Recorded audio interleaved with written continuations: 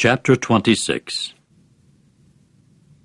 You must not make valueless gods for yourselves, and you must not set up a carved image or a sacred pillar for yourselves, and you must not put a stone as a showpiece in your land in order to bow down toward it, for I am Jehovah your God.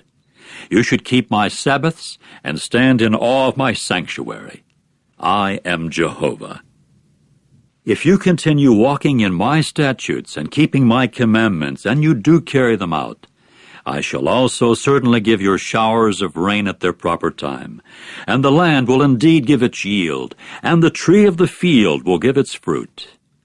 And your threshing will certainly reach to your grape gathering, and the grape gathering will reach to the sowing of seed, and you will indeed eat your bread to satisfaction and dwell in security in your land.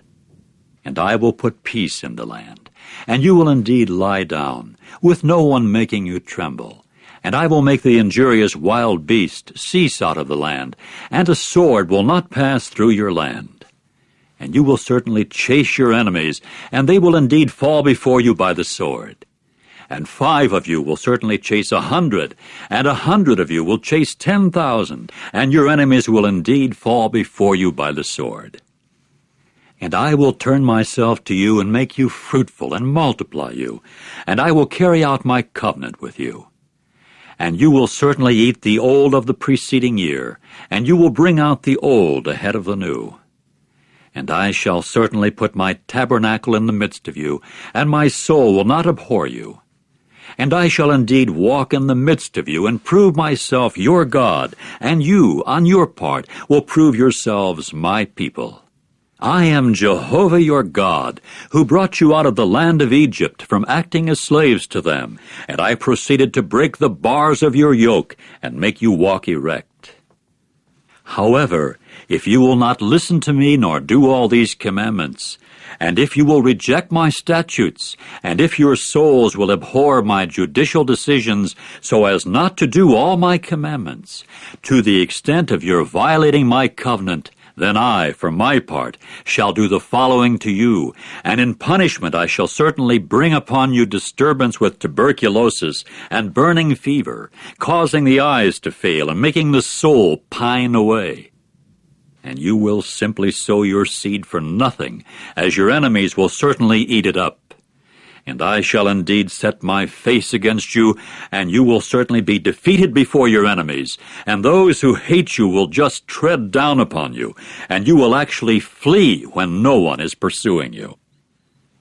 If, though, despite these things you will not listen to me, I shall then have to chastise you 7 times as much for your sins. And I shall have to break the pride of your strength, and make your heavens like iron, and your earth like copper. And your power will simply be expended for nothing, as your earth will not give its yield, and the tree of the earth will not give its fruit. But if you keep walking in opposition to me, and not wishing to listen to me, I shall then have to inflict 7 times more blows upon you according to your sins. And I will send the wild beasts of the field among you, and they will certainly bereave you of children and cut off your domestic animals and reduce the number of you, and your roads will actually be desolated. Nevertheless, if with these things you do not let yourselves be corrected by me, and you just have to walk in opposition to me, I shall then have to walk in opposition to you, and I, even I, shall have to strike you 7 times for your sins. And I shall certainly bring upon you a sword wreaking vengeance for the covenant, and you will indeed gather yourselves into your cities, and I shall certainly send pestilence into the midst of you, and you must be given into the hand of an enemy. When I have broken for you the rods around which ring-shaped loaves are suspended, 10 women will then actually bake your bread in but 1 oven, and give back your bread by weight, and you must eat, but you will not be satisfied. If, however, with this you will not listen to me, and you just must walk in opposition to me, I shall then have to walk in heated opposition to you, and I shall have to chastise you 7 times for your sins. So you will have to eat the flesh of your sons, and you will eat the flesh of your daughters, And I shall certainly annihilate your sacred high places, and cut off your incense stands, and lay your own carcasses upon the carcasses of your dungy idols, and my soul will simply abhor you. And I shall indeed give your cities to the sword, and lay your sanctuaries desolate, and I shall not smell your restful odors. And I, for my part, will lay the land desolate, and your enemies who are dwelling in it will simply stare in amazement over it. And you I shall scatter among the nations, and I will unsheathe a sword after you, and your land must become a desolation, and your cities will become a desolate ruin. At that time the land will pay off its Sabbaths all the days of its lying desolated, while you are in the land of your enemies. At that time the land will keep Sabbath, as it must repay its Sabbaths. All the days of its lying desolated it will keep Sabbath, for the reason that it did not keep Sabbath during your Sabbaths, when you were dwelling upon it. As for those remaining among you, I shall certainly bring timidity into their hearts in the lands of their enemies. And the sound of a leaf driven about will indeed chase them away, and they will actually flee as in flight from a sword, and fall without anyone chasing. And they will certainly stumble against one another, as if from before a sword without anyone chasing. And for you there will prove to be no ability to stand in resistance before your enemies. And you must perish among the nations, and the land of your enemies must eat you up. As for those remaining among you, they will rot away because of their error in the lands of your enemies. Yes, even because of the errors of their fathers with them they will rot away. And they will certainly confess their own error and the error of their fathers in their unfaithfulness when they behaved unfaithfully toward me. Yes, even when they walked in opposition to me. Yet I, for my part, proceeded to walk in opposition to them, and I had to bring them into the land of their enemies. Perhaps at that time their uncircumcised heart will be humbled, and at that time they will pay off their error. And I shall indeed remember my covenant with Jacob, and even my covenant with Isaac, and even my covenant with Abraham I shall remember, and the land I shall remember. All the while the land was left abandoned by them, and was paying off its Sabbaths, while it was lying desolated without them, and they themselves were paying for their error, because they had rejected my judicial decisions, and their souls had abhorred my statutes. And yet for all this, while they continue in the land of their enemies, I shall certainly not reject them, nor abhor them, so as to exterminate them, to violate my covenant with them. For I am Jehovah, their God. And I will remember in their behalf the covenant of the ancestors whom I brought forth out of the land of Egypt under the eyes of the nations, in order to prove myself their God. I am Jehovah. These are the regulations and the judicial decisions and the laws that Jehovah set between himself and the sons of Israel in Mount Sinai by means of Moses.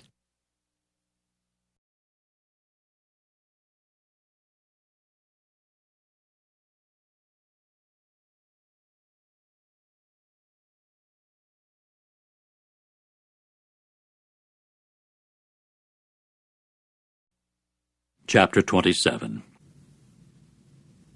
And Jehovah continued to speak to Moses, saying, Speak to the sons of Israel, and you must say to them, In case a man makes a special vow offering of souls to Jehovah according to the estimated value, and the estimated value has to be of a male from 20 years old up to 60 years old, the estimated value must then become 50 shekels of silver by the shekel of the holy place. But if it is a female, the estimated value must then become 30 shekels. And if the age is from 5 years old up to 20 years old, the estimated value of the male must then become 20 shekels, and for the female, 10 shekels. And if the age is from a month old up to 5 years old, the estimated value of the male must then become 5 shekels of silver, and for the female the estimated value must be 3 shekels of silver. Now if the age is from 60 years old upward, if it is a male, the estimated value must then become 15 shekels, and for the female 10 shekels. But if he has become too poor for the estimated value, he must then stand the person before the priest, and the priest must put a valuation upon him. According to what the vower can afford, the priest will put a valuation upon him. And if it is a beast such as one presents in offering to Jehovah, everything of what he may give to Jehovah will become something holy. He may not replace it, and he may not exchange it with good for bad, or with bad for good. But if he should exchange it at all with beast for beast, it itself must then become, and what is exchanged for it should become, something holy. And if it is any unclean beast, such as one may not present an offering to Jehovah, he must then stand the beast before the priest. And the priest must put a valuation upon it, whether it is good or bad. According to the value estimated by the priest, so it should become. But if he wants to buy it back at all, he must then give a fifth of it in addition to the estimated value. Now, in case a man should sanctify his house as something holy to Jehovah, the priest must then make a valuation of it, whether it is good or bad. According to what valuation the priest makes of it, so much it should cost. But if the sanctifier wants to buy his house back, he must then give a fifth of the money of the estimated value in addition to it, and it must become his.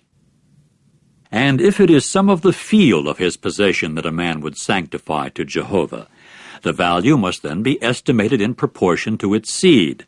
If a homer of barley seed, then at 50 shekels of silver. If he should sanctify his field from the year of Jubilee on, it should cost according to the estimated value. And if it is after the Jubilee that he sanctifies his field, the priest must then calculate for him the price in proportion to the years that are left over until the next year of Jubilee, and a deduction should be made from the estimated value. But if the sanctifier of it would at all buy the field back, he must then give a fifth of the money of the estimated value in addition to it, and it must stand fast as his. Now if he should not buy the field back, but if the field is sold to another man, it may not be bought back again. And the field, when it goes out in the Jubilee, must become something holy to Jehovah, as a field that is devoted. The possession of it will become the priest's. And if he sanctifies to Jehovah a field purchased by him, that is no part of the field of his possession, the priest must then calculate for him the amount of the valuation up till the year of Jubilee, and he must give the estimated value on that day. It is something holy to Jehovah. In the year of Jubilee, the field will return to the one from whom he bought it, to the one to whom the possession of the land belongs. Now every value should be estimated in the shekel of the holy place. The shekel should amount to 20 gerahs. Only the firstborn among beasts, which is born as the firstborn for Jehovah, no man should sanctify it. Whether bull or sheep, it belongs to Jehovah. And if it is among the unclean beasts, and he must redeem it according to the estimated value, he must then give a fifth of it in addition to it. But if it should not be bought back, it must then be sold according to the estimated value. Only no sort of devoted thing that a man might devote to Jehovah for destruction out of all that is his, whether from mankind or beasts, or from the field of his possession, may be sold, and no sort of devoted thing may be bought back. It is something most holy to Jehovah. No devoted person who might be devoted to destruction from among mankind may be redeemed. He should be put to death without fail. And every 10th part of the land, out of the seed of the land, and the fruit of the tree, belongs to Jehovah. It is something holy to Jehovah. And if a man wants to buy any of his 10th part back at all, he should give a fifth of it in addition to it. As for every 10th part of the herd and flock, everything that passes under the crook, the 10th head should become something holy to Jehovah. He should not examine whether it is good or bad, neither should he exchange it. But if he would exchange it at all, it itself must then become, and what is exchanged for it should become, something holy. It may not be bought back. These are the commandments that Jehovah gave Moses as commands to the sons of Israel in Mount Sinai.